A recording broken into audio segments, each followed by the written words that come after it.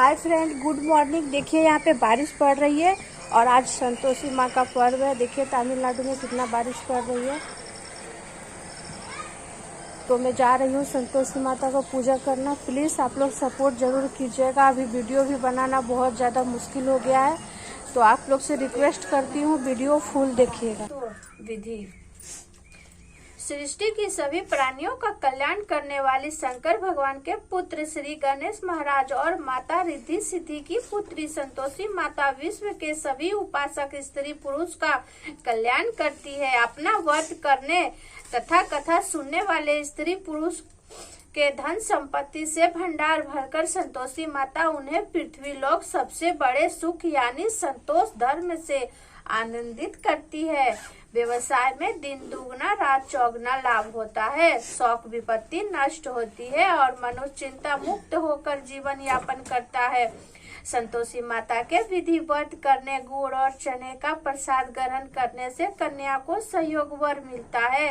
स्त्री सदा सुहागिन रहती है। निसंतानों को पुत्र की प्राप्ति होती है। जीवन में सभी मनोकामनाएं संतोषी माता के व्रत से पूरी होती है।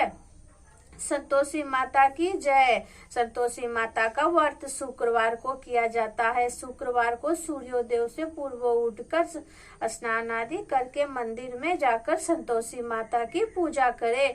पूजा के समय एक कलश में ताजा स्वच्छ जल भरकर रखे।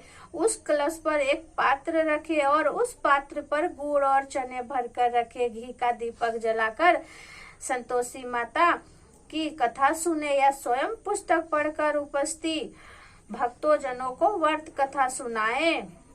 संतोषी माता का व्रत कथा सुनते अथवा दूसरों को सुनाते समय गुड़ और भुजे हुए चने हाथ में रखे। व्रत कथा समाप्त होने पर संतोषी माता की जय बोलकर उठे और हाथ में लिए हुए गुड़ और चने को गाय को खिलाए। कलश में रखे गए पात्र गुड़ और चने को प्रसाद के रूप में उपस्थित सभी स्त्री पुरुष बच्चे को बांट दे।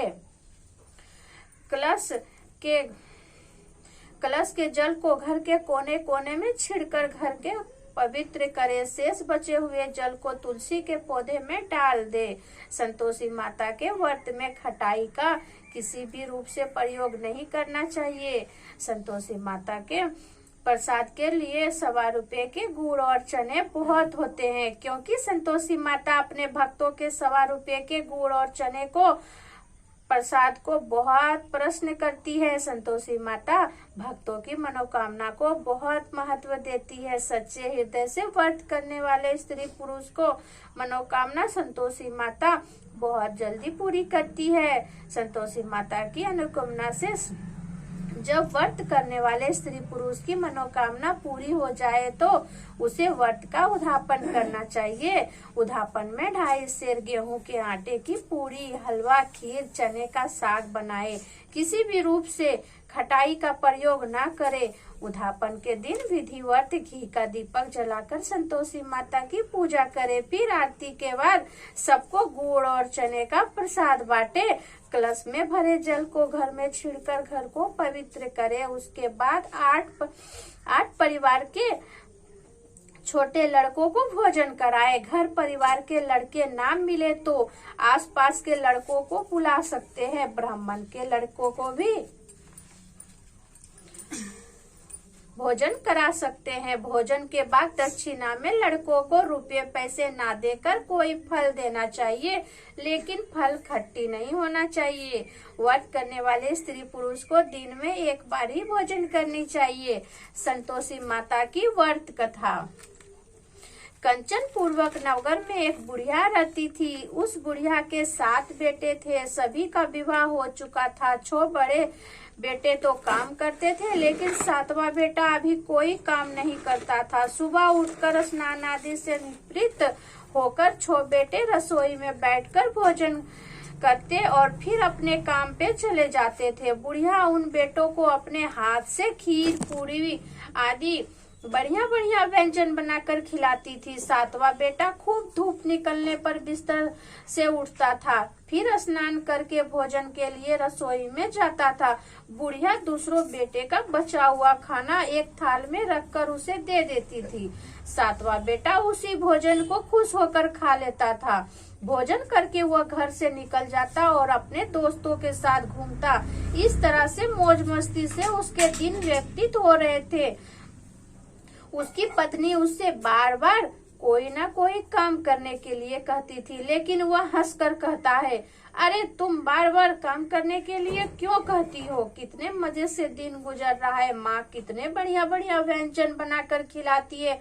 तब उसकी पत्नी क्रोधित होकर कहती है, माँ तुम्हें बढ़िया बढ़िया व्यंजन बनाकर नहीं खिलाती है, बल्कि सबका बचा हुआ भोजन खिलाती है। यदि तुम्हें मेरी बात पे विश्वास ना हो तो किसी दिन छिपकर स्वयं अपनी आंख से देख लेना। अपनी पत्नी की बात पर उसे यकीन ना था, लेकिन एक दिन इस बात की सच्चाई जानने का निर्णय करके वह सिर दर्द का बहाना बनाकर एक चादर ओढ़कर रसोई घर में सो गया। थोड़ी देर के बाद उसकी माँ ने अपने बेटे को खीर, पूरी, हलवा आदि बनाकर खिलाए। भोजन के बाद उन्हें लड्डू खाने के लिए दिए। भोजन करके वे अपने काम पर चले गए। उसके जाने के बाद बुढ़िया ने उसकी थाली में से बचे भोजन को एक थाली में रखा।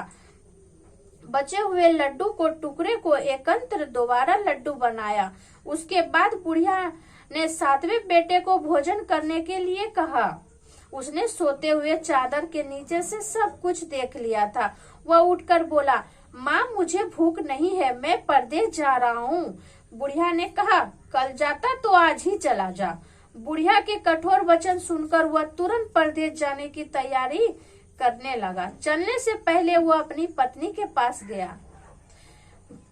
उसकी पत्नी गौशाले में गोबर की कंडे थाप रही थी। उसने जाकर अपनी पत्नी से कहा,